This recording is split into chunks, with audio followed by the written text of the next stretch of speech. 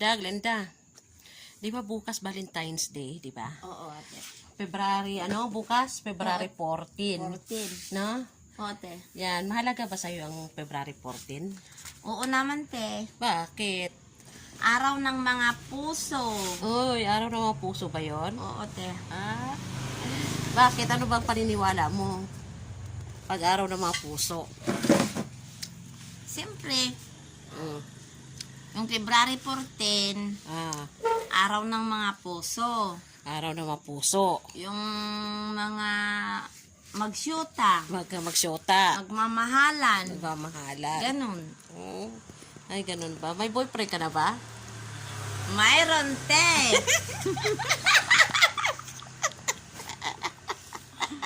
Bibigyan mo ba siya? Secret. Bibigyan mo ba siya ng bulaklak? Siyempre naman, te, bigyan Ah? ko siya.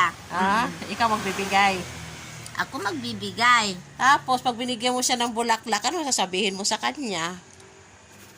Ang sabi ko, Han, Happy Valentine's Day. Wow! Sana all.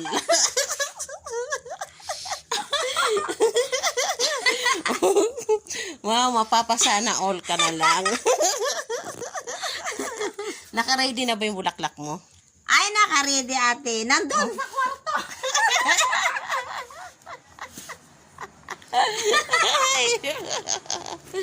In love ka pala? Siyempre Ha? naman, ti.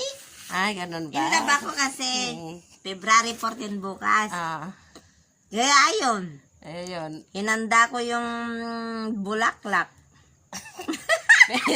Pero ang problema mo, hindi mo mabibigay sa kanya kasi wala kang day off. Sa linggo pa. Oo, Oo. te. Oh, late na Okay. yun. Late na. Oh, na, kahit na, pwede naman, te.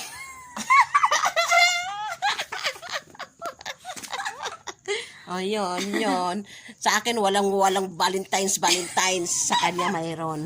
In love daw siya. Kaya ito, ang ganda-ganda, di ba? Ang ganda niya, nagpaganda siya kasi bukas. Magre-red ka ba bukas? May red ka ba? Ay, kaso Susuotin wala ka ba? akong red na damit, ate. Ay, wala ba? Pasensya na. Wala ka ba susuotin bukas? Basta may bulaklak ka lang. Oo. Mm. Basta may Ibibigay. bulaklak ako na, ibibigay. Yun lang. Oo, te. Ibibigay mo rin ba ang puso mo? Siyempre naman, te. Ha? Siyempre. Ang puso mo yung ibibigay mo rin ba yung po? Ay.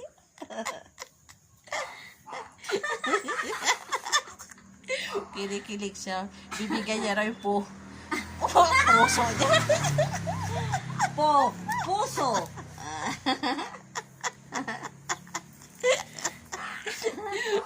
Nahiya siyang humarap, guys.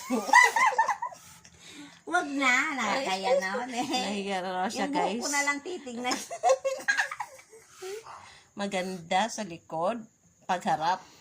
Pangit. Tama. Hindi maganda. Maganda sa likod, pagharap. Pangit. Maganda yung puso niya, guys. Mabait yan. Busilak yung kanyang puso. Yan. So, sa kanya, guys, sa kanya mayroong Valentine's. Yan. Kasi in love siya. Diba? So, para sa akin, walang Valentine's. Yan. O, hindi ako naniniwala dyan. Si Glenda, naniniwala siya kasi in love siya. Yan. So, thank you, guys. Ito yung aming pag-uusap ni Glenda.